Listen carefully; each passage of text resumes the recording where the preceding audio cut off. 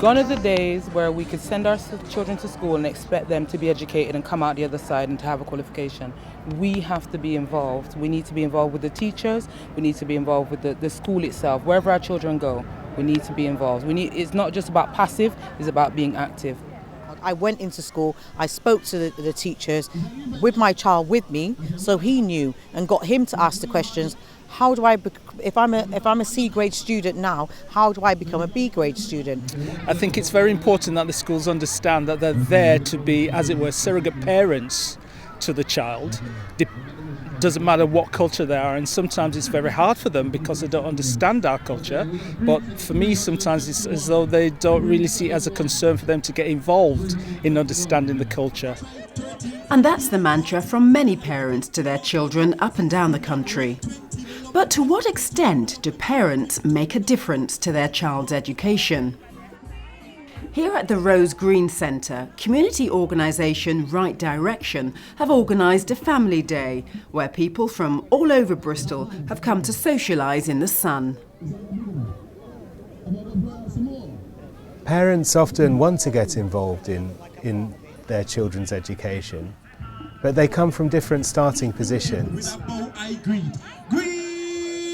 For example, some Black Caribbean parents, they may themselves have had a difficult time. After all, some of the issues we've been talking about go right back to the 50s and 60s when people from the Caribbean first started to come to England in large numbers, and their children began to go to school in the 60s and 70s. There's a long history of these issues. So some Black Caribbean parents have themselves been disaffected. So getting them involved is a particular challenge often, but a very important one. Extremely important that parents should work with the school and the school with the parents, because they're partners in the children's learning. And in that way, I think you help to accelerate and ensure that children do the best they can. Excuse me, are you his dinner? Dinner. No, you can't eat them. Dinner. Oh. Okay, everyone help me count to 3 and the bird will fall asleep. 1, 2, 3. I see the school as basically a stool, 3 prongs. There's the child, there's the teacher, and there's the community. You need to have those together so that the stool will sit still where it is. When you work with children, you have to be aware that they come from a background, they come from a community, and there may be things happening in that community that you need to be aware of in order to support that child. Some of the experiences of education are so different in other countries. Some of the Somali parents, for example, that we spoke to were really still coming to terms with the huge differences in education in Somalia and in England. And it does create sometimes misunderstandings and communication breakdowns. It goes without saying that schools are obliged to meet the needs of students and parents. Sometimes it means going the extra mile. Within our school community, we've employed a section of the community that will support with languages. We have interpreters.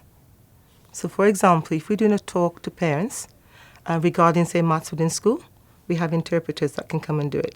At Parents' Evening, when we give reports about their children, we have interpreters for whatever language is required to come in and actually support the parents and support us as well as delivering the information that we want to deliver. I think really what we need to start looking at is how do we help parents to support their children? You know, how do they get the help the children need? What are the children doing at school? And, you know, where can they get help themselves to help support their own children? Because I think that's one of the things that we're lacking. You know, you could achieve in sports and music, but that's far as your aspirations should go. In terms of academic achievement, that is not really encouraged, I don't think. And the parents don't seem to realise the importance of that achievement, really. But at the end of the day, it is your child, and you want the best for your child. So you have to make sure that all the systems are in place for them to achieve their best. You know, you can't leave that up to chance. You can't leave that to anybody else. So, you know, as a parent, you've got to fight tooth and nail to make sure your child achieves. Lorraine Lawrence is head of house at Fairfield High School. She's also a parent. Parents need to get involved in school a lot more, understand how the education system works. Also to be asking their young people about grades. I think they need to be asking if a teacher says your child's doing okay, what does okay mean? You know, how does your child push itself to the next level, and how do you as a parent take responsibility to help your child get to the next level? Lorraine's son Keenan has just completed his GCSEs. They're both delighted with the results. I've passed all 12 exams. I mean, I took 2 languages and obviously 2 Englishes and 2 sciences. I did well. I've got A's and B's, so I'm happy. A positive experience and great outcome for Keenan. If a teacher's encouraging you and they want you to do well, you'll draw towards that subject a lot more. And I think that a lot of students will be with me when I say that you'd probably do better if the teacher encourages you in the subject. It's just positive feedback and support that can help you do better in the subject. I've heard it said, and I have to be very honest here and say that a lot of parents do not expect great things for our children, and they don't tell them how great they are. We have to set the standard. If we accept low-level performance from them, they will just keep going down.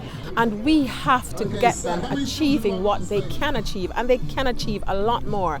And as parents, a lot of parents, they buy the uniform, they buy the shoes, they buy the bags, and they send them to school, but they're not involved.